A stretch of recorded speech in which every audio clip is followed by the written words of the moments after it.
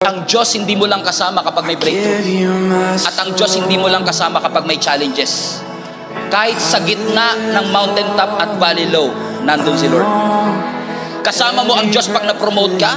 Kasama mo ang Diyos pag nawalan ka ng trabaho. Pero yung araw-araw kang pumapasok sa trabaho, kasama mo pa rin ang Panginoon. Hindi lang natin na-appreciate kasi yun ang ordinary. Marami sa atin nagsisimba para magpasalamat. Grabe ginawa ng Diyos. At marami rin nagsisimba para may matinding gawin ang Diyos. Pero minsan nakakalimutan nating ipagpasalamat yung araw-araw sinusustain niya tayo.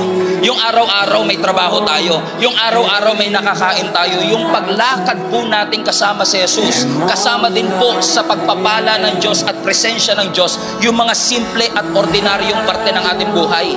Yung mga average and typical.